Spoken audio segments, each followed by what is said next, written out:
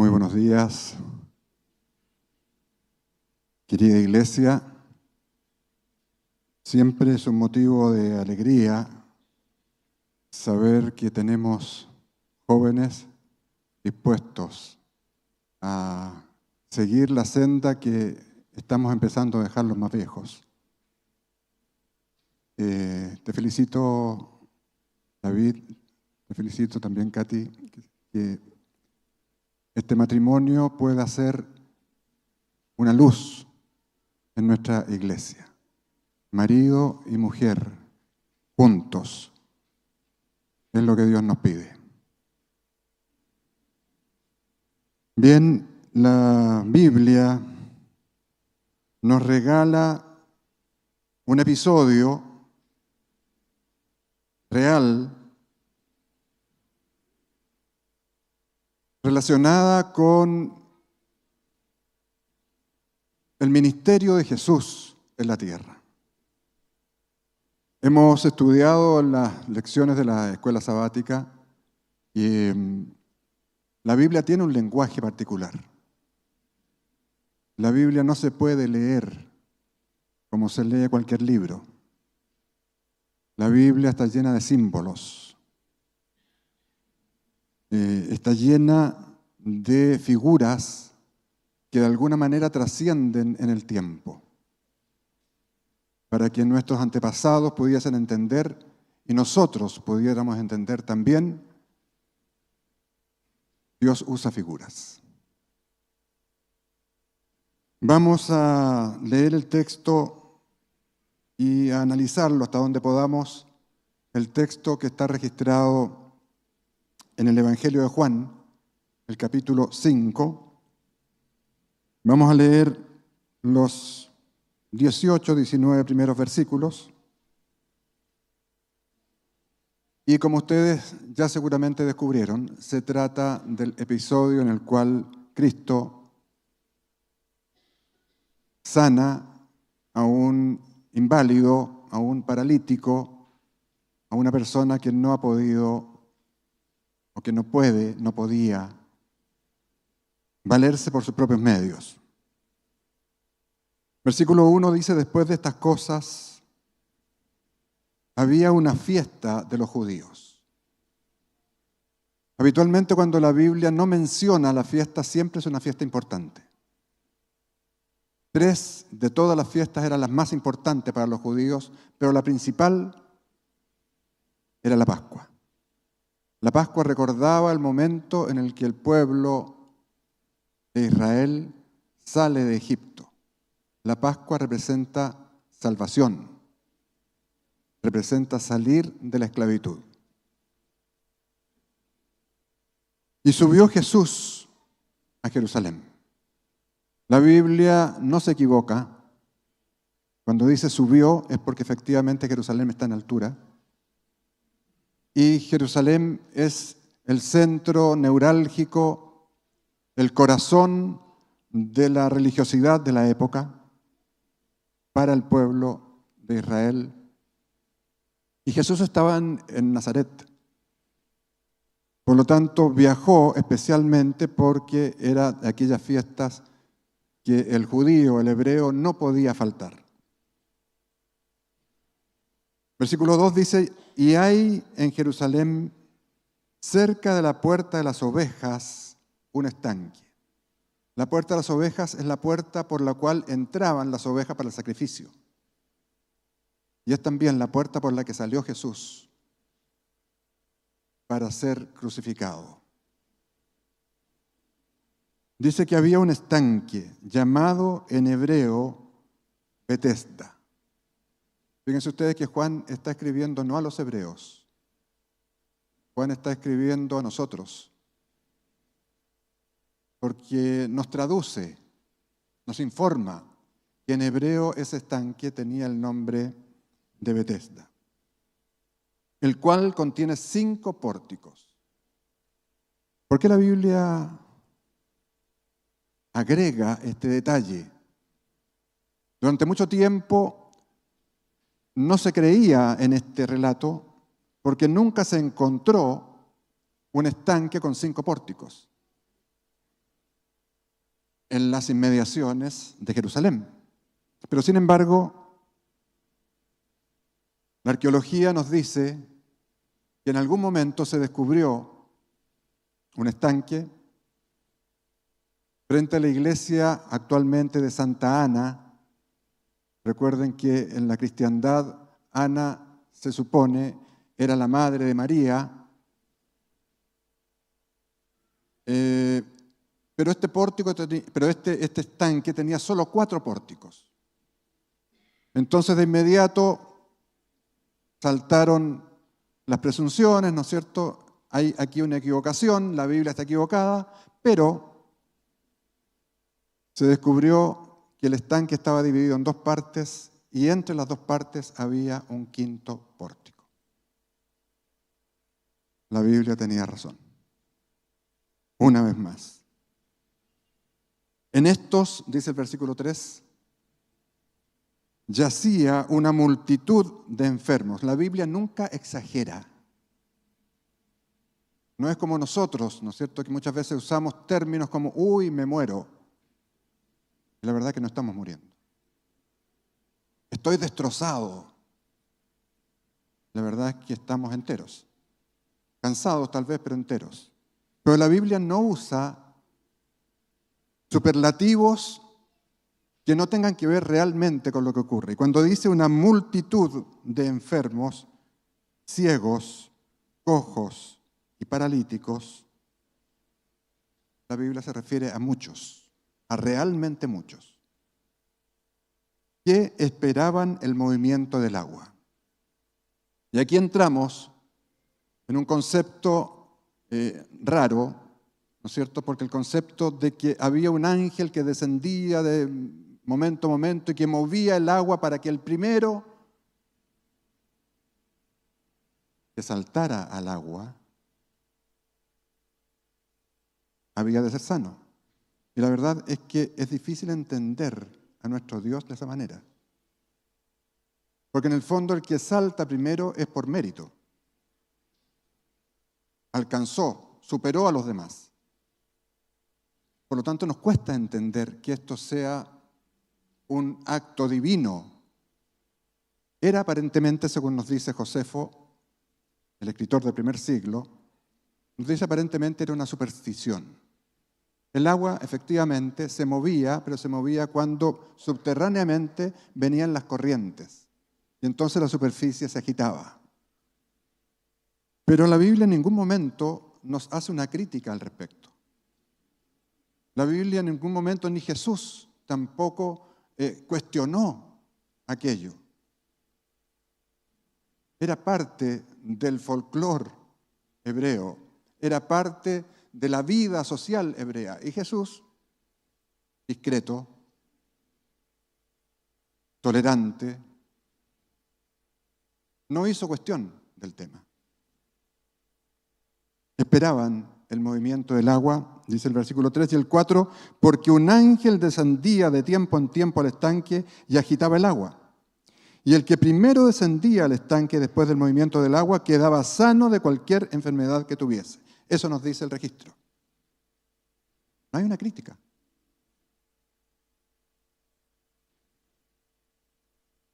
Versículo 5 dice, y había allí un hombre que hacía 38 años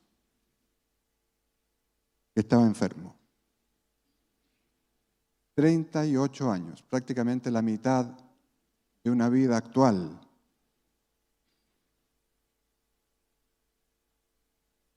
«38 años fueron los años que vagó el pueblo de Israel después de haber rechazado la primera opción de entrar a Canaán. Cuando estos 12 espías entran y dicen que todo es muy difícil,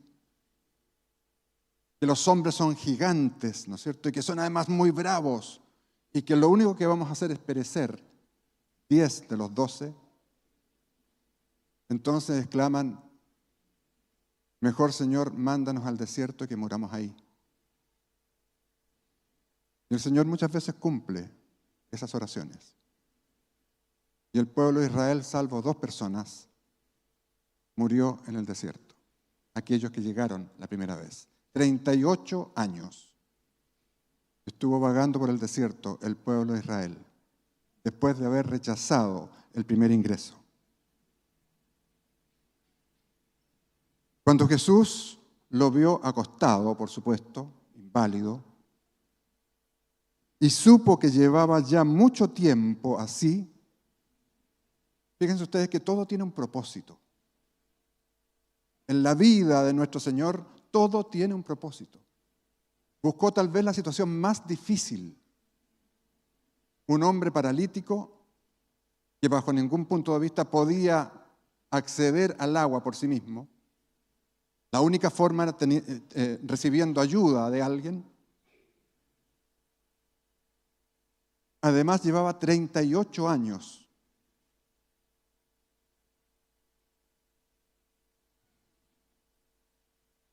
Le dijo, ¿quieres ser sano? Nosotros en la literatura normal, en nuestra literatura a lo mejor de la educación media, ¿no es cierto?, o libros que hemos leído, encontrar una pregunta como esta no nos suena muy bien. ¿Quieres ser sano? ¿Quién no quiere ser sano? ¿Quién no quiere ser sano? ¿Por qué Jesús pregunta, ¿quieres ser sano? Tal vez se me ocurren las siguientes respuestas. En primer lugar, porque Jesús estaba pidiéndole permiso. Fíjense ustedes qué importante es entender a un Dios humilde que no interviene en forma abrupta, sino que le pide permiso. ¿Quieres ser sano? ¿Quieres que yo te ayude? También podemos pensar que después de 38 años de vida en un jergón,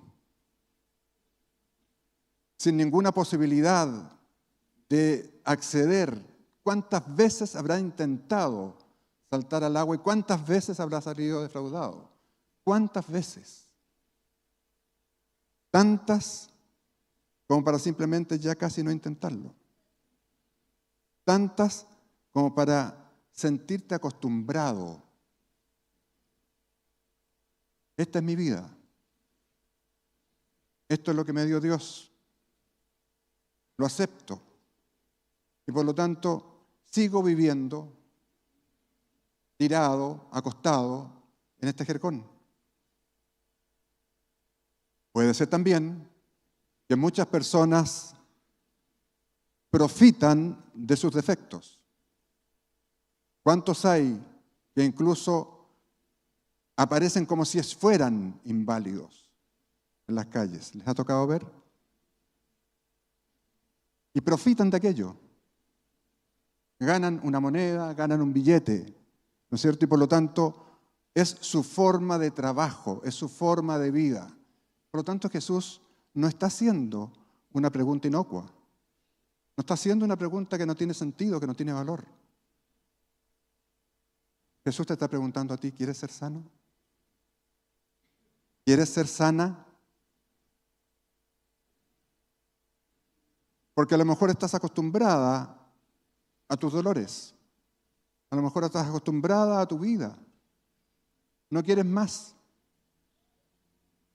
Estás acostumbrada a esta vida. Pero Jesús, caballerosamente, gentilmente, le pregunta, ¿quieres ser sano? Versículo 7 dice, Señor, le respondió el enfermo, no tengo quien me meta en el estanque cuando se agita el agua. ¿Qué estaba entendiendo el enfermo? Por supuesto, no entendía, no sabía, no se daba cuenta que estaba frente a Jesús. Lo dice el relato posteriormente. Era un extraño.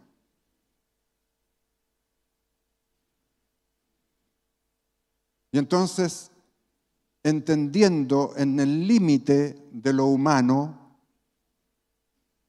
Dice, no hay quien me meta al agua. O sea, lo que tú me estás ofreciendo es, cuando se agite el agua, tomarme y tirarme al agua. ¿De eso se trata? ¿Eso es lo que me ofreces?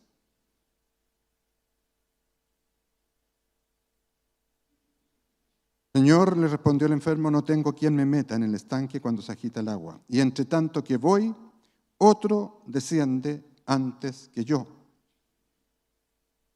¿Dios nos pide competir? ¿Dios nos pide mirarnos como yo más avanzado o yo más lejano que alguno de ustedes? ¿Por qué Dios permitiría que solo aquel que puede saltar, que tiene la capacidad de saltar, que tiene el mérito, es el único que se puede salvar, cuando Dios dice que la salvación es para todos?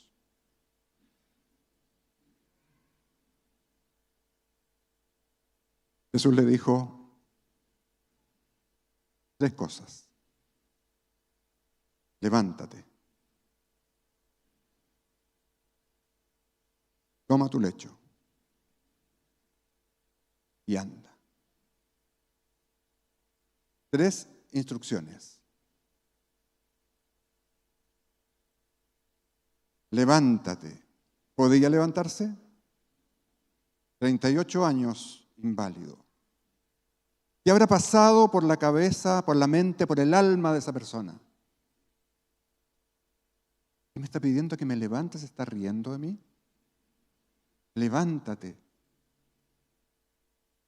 Más aún, si llegara a levantarme, a lo mejor, además me pide que tome el lecho. Es decir, cargue un peso. Y finalmente, aparentemente sin ayuda, me pide que camine.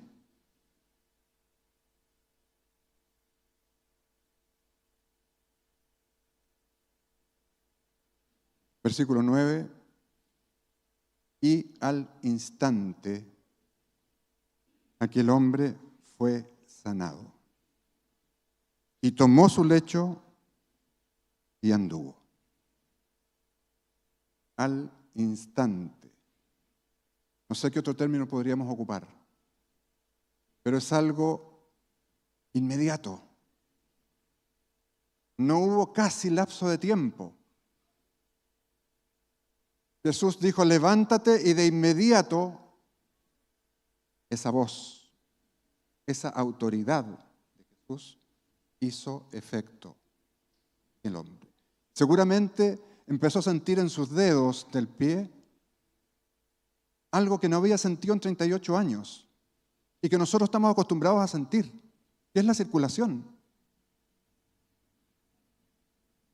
Los nervios, las articulaciones. Probablemente empezó a darse cuenta de que algo pasaba en sus piernas. Y el relato nos dice que tomó su lecho y anduvo. Y aquí entramos en un problema. Aquí entramos en un problema. Y era día de reposo. Aquel día. Día de reposo. ¿Podría Jesús haber hecho el milagro en cualquier otro día? La enfermedad que tenía el enfermo era una enfermedad de vida o muerte. Era una enfermedad crónica. Pero ¿por qué entonces Jesús, sabiendo que podría haberlo hecho en cualquier otro día, lo hace en día de reposo? ¿Qué? Porque quiere enseñarme algo. Jesús nada hace sin propósito. Fíjense ustedes que en la historia bíblica aparecen 7 ocasiones, fíjense ustedes que estoy hablando de 7 ocasiones, en las cuales Jesús sanó en sábado. Juan capítulo 5, versículos 1 al 15, el paralítico de Betesda, que es lo que estamos leyendo. Marcos capítulo 1, versículos 21 al 28, el hombre con espíritu inmundo en la sinagoga de Capernaum. Marcos capítulo 1, versículos 29 al 31, la suegra de Pedro en Capernaum. Marcos capítulo 3, versículos 1 al 6, hombre con la mano seca en Galilea. Juan capítulo 9, versículos 1 al 41, un hombre ciego. Lucas capítulo 13, versículos 10 al 17, una mujer encorvada durante 18 años. Finalmente, Lucas capítulo 14, versículos 1 al 4, un hombre hidrópico, es decir, con edemas. ¿Enfermedades mortales? ¿Estaban en riesgo de vida? No. 7 ocasiones, no una, 7. ¿Qué significa 7 en la Biblia? ¿Qué representa el símbolo 7 en la Biblia? Plenitud, integridad. Que nada falta ni nada sobra. Está todo lo necesario. Jesús quiere enseñarnos una lección. Indudablemente que quiere enseñarnos una lección.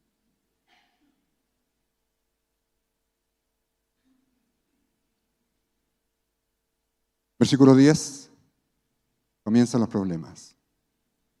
Entonces los judíos, y cuando Juan habla de los judíos, habla de las autoridades fundamentalmente. Los judíos dijeron a aquel que había sido sanado, es día de reposo. Y escuchen bien, por favor, no te es lícito llevar tu lecho. ¿Dónde sale eso? ¿Quién escribió eso? Está escrito en la Mishnah. El pueblo hebreo, una vez que fue conquistado por los babilonios, perdieron parte de su literatura y por lo tanto todo lo que era la tradición oral se transformó en 2 libros fundamentales, el Talmud y la Mishnah. Y en aquel libro se registran las cosas que no se pueden hacer en sábado. No se puede, no es lícito hacer en sábado. Porque estaban tan perdidos, estaban tan desconectados de Dios, que necesitaban que alguien les registrara lo que se podía y no se podía hacer. Les voy a leer las 39 cosas que no se podían hacer en día sábado.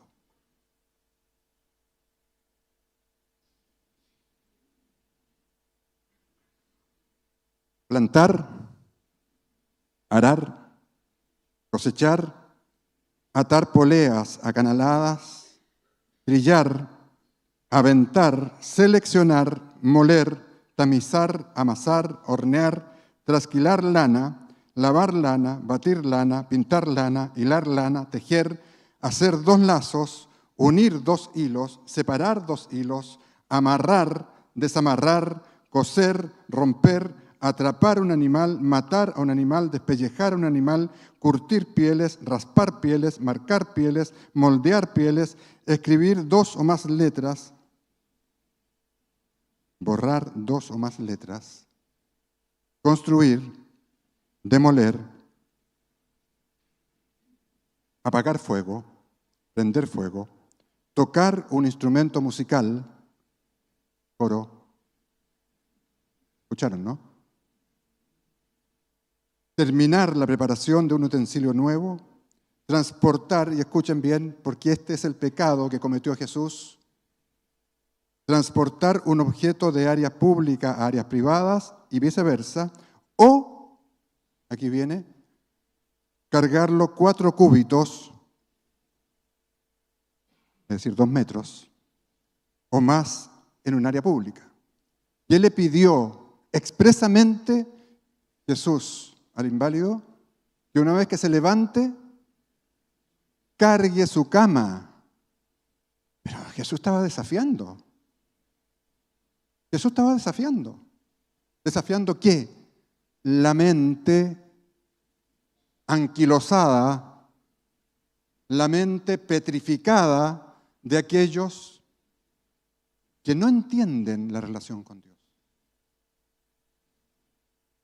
Simplemente no la entienden.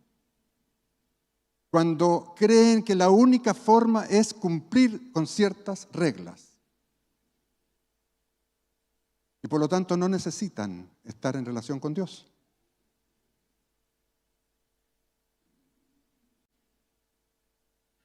Versículo 11, Él les respondió, leo el 10 de nuevo, entonces los judíos dijeron a aquel que había sido sanado, es día de reposo, no te es lícito llevar tu lecho. Él les respondió, el que me sanó, él mismo me dijo, toma tu lecho y anda. No sé quién era. Se acercó un señor, pero tenía tal autoridad cuando me dijo, levántate, toma tu lecho y anda, que yo me sentí conminado a obedecer. Porque Dios nos habla con autoridad. Dios tiene la autoridad, Jesús tiene la autoridad y es la autoridad que tú también puedes llegar a tener. Toma tu lecho y anda. Y el que había sido sanado no sabía quién fuese, porque Jesús se había apartado de la gente que estaba en aquel lugar. Después le halló Jesús en el templo y le dijo, mira, has sido sanado. No peques más, para que no te venga alguna cosa peor. ¿Qué le dijo Jesús a Nicodemo? Debes nacer de nuevo. ¿Qué le dijo a la mujer que fue sorprendida en adulterio y fueron llevados, ¿no es cierto?, por los hombres al lugar donde Jesús estaba sentado? Vete y no peques más. Fíjense ustedes que Jesús le está diciendo al paralítico, probablemente lo que ha sido tu vida hasta este momento te llevó a la enfermedad que tienes. Probablemente eras muy cómodo, ¿no es cierto? Y no te ibas caminando a la iglesia a 10 cuadras, sino que tomabas el vehículo.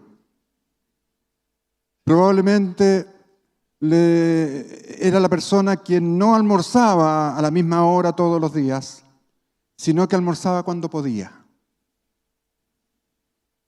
Probablemente era una persona que no comía las cosas que, además de quitarle el hambre, le permitían mantener la salud en su cuerpo. Probablemente muchas cosas. Podemos suponer aquello. Y entonces le dice, necesito que cambies de vida. Necesito que cambies de vida, porque si no cambias de vida, seguramente vas a volver a caer en lo mismo y a lo mejor peor. Por lo tanto, yo te he sanado, dice Jesús, pero necesito que aceptes este don de sanidad, lo aceptes como una transformación en tu vida. Cambia tus prioridades, que no sea el dinero, el trabajo, que no sea la familia, que no sea aquello que te priorice. Que sea Dios en primer lugar.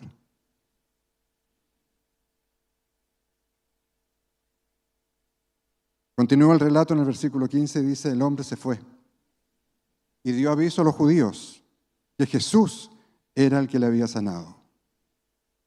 Versículo 16, fíjense ustedes por favor. Por esta causa los judíos perseguían a Jesús y procuraban matarle. ¿Tan grave era? ¿Tan grave era la infracción de Jesús? Que procuraban matarle. ¿Cuántas veces nosotros hemos matado a alguien? Incluso dentro de nosotros mismos, dentro de nuestra congregación, lo hemos matado porque entendemos, según nuestro criterio, que aquella persona cometió un acto ilícito en el día de reposo.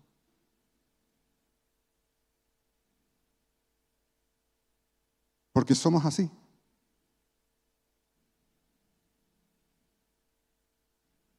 Perseguían a Jesús y procuraban matarle porque hacía estas cosas en el día de reposo. Por favor. La Biblia nos dice que el día de reposo fue hecho por causa del hombre y no el hombre por causa del día de reposo. Fíjense ustedes que querían matar a Jesús, el autor del día de reposo. ¿No parece un contrasentido? Preferían no ver más a Jesús, no hablar más con Él, pero que guardaran las 39 reglas. Impresionante. ¿Somos así? A veces sí. A veces sí. Y fíjense ustedes que ellos perseguían a Jesús para verlo caer, para acusarlo. Y esta acción de andar acusando al hermano es una acción satánica. Satanás es aquel que siempre nos acusa, es el gran acusador. ¿Cuándo ocurre esto? Cuando nuestra propia vida no es lo suficientemente hermosa, ligada a Dios, y necesitamos apuntar con el dedo a otro. Querían matarlo. Matar a Jesús, matar al autor del día de reposo. Un contrasentido absoluto. Y Jesús le respondió: mi Padre hasta ahora trabaja de reposo y yo trabajo en día de reposo. ¿Qué entienden ustedes con eso? ¿El día de reposo es para la inacción? ¿El día de reposo es para estar sentados en una actitud mística todo el día?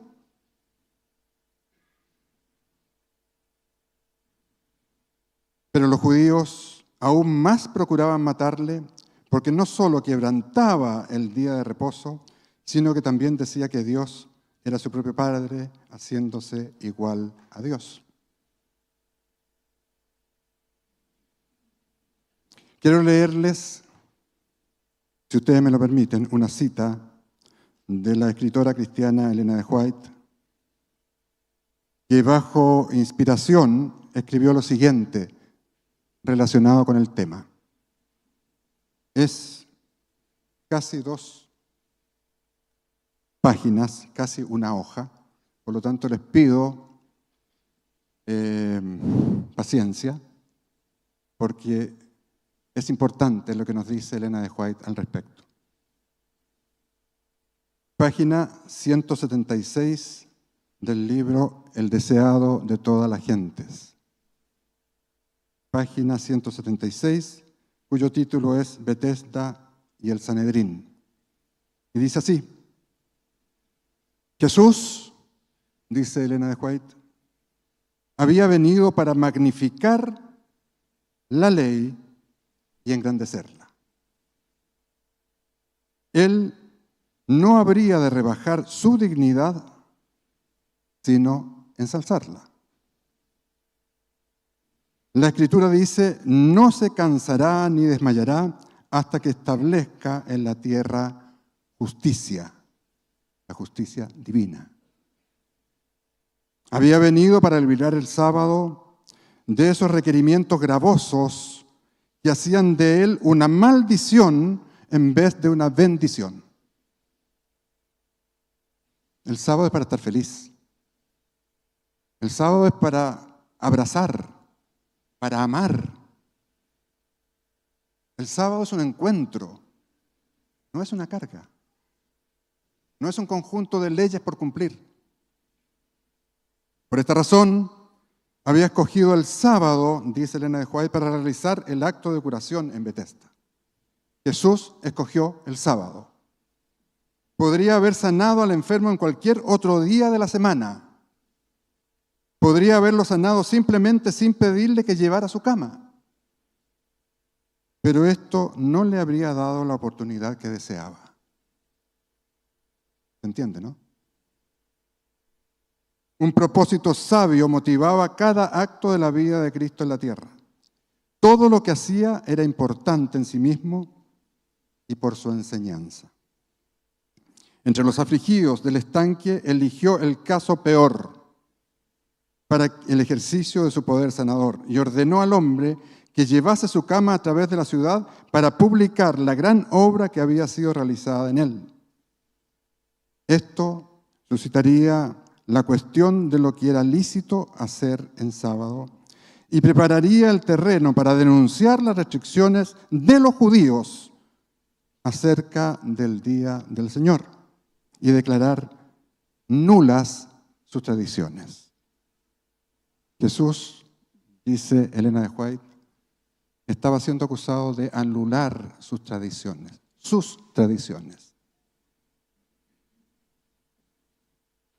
Jesús les declaró que la obra de aliviar a los afligidos estaba en armonía con la ley del sábado. ¿Se escuchó bien, no? ¿O necesito repetirlo? Jesús les declaró que la obra de aliviar a los afligidos estaba en armonía con la ley del sábado y en armonía con la obra de los ángeles de Dios, que siempre están descendiendo y ascendiendo entre el cielo y la tierra para servir a la humanidad doliente. ¿Trabajan los ángeles los días sábados? ¿Elena de Juárez dice que sí? Jesús dijo: mi Padre hasta ahora trabaja y yo trabajo. Todos los días son de Dios y apropiados para realizar sus planes a favor de la raza humana. Si la interpretación que los judíos daban a la ley era correcta, entonces era culpable Jehová, que Jehová trabaja en sábado, cuya obra ha vivificado y sostenido toda cosa viviente desde que echó los fundamentos de la tierra. Por tanto, el que declaró buena su obra e instituyó el sábado para conmemorar su terminación, debía hacer un alto en su labor y detener los interminables procesos del universo. Claro, si era acusado Jehová de violar el sábado, tendría que haberse detenido y por lo tanto nada funcionaba en el día sábado. Fíjense ustedes lo que dice enseguida Elena de White. Lo dice metafóricamente, pero muy claro. ¿Debería Dios prohibir al sol que realice su oficio en sábado?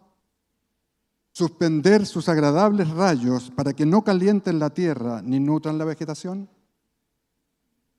¿Debería el sistema de los mundos detenerse durante el día sábado?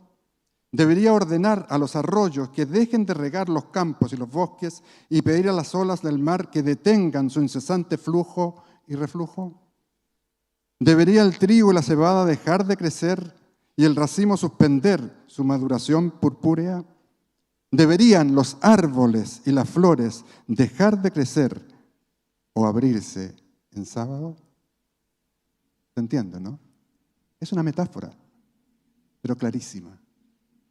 En tal caso, si eso ocurriera, si todo eso se detuviera, los hombres echarían de menos los frutos de la tierra y las bendiciones que hacen deseable la vida. La naturaleza debe continuar su curso invariable.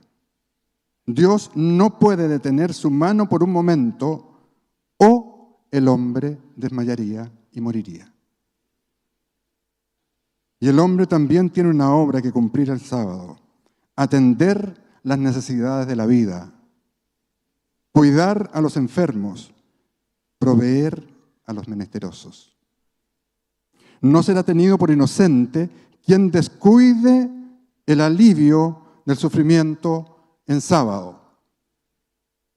Eso es lo que se llama el pecado por omisión. Cuando decimos no vamos a darle alimento porque vamos a transgredir el sábado. Eso es pecado por omisión. Y dice Elena de White que no será tenido por inocente. El santo día de reposo de Dios fue hecho para el hombre. Y las obras de misericordia están en perfecta armonía con su propósito. Dios no desea que sus criaturas sufran una hora de dolor que pueda ser aliviada en sábado o cualquier otro día. Me queda poco.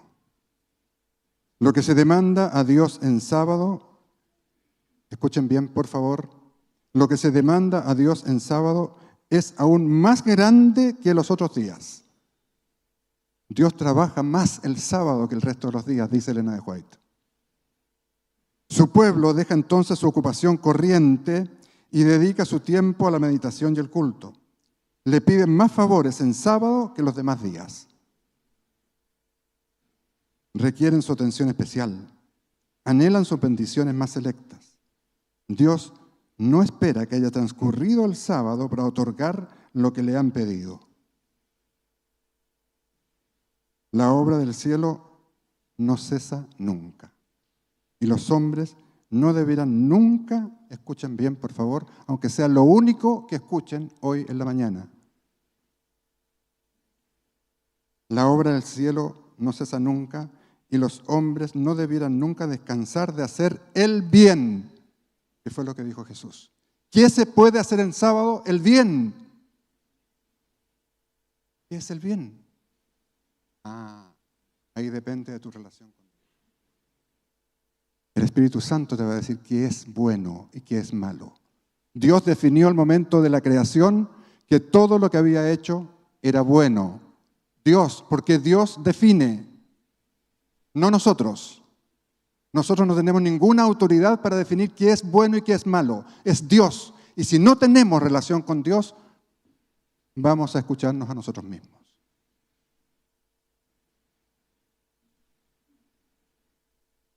Dios quiere para nosotros un sábado activo.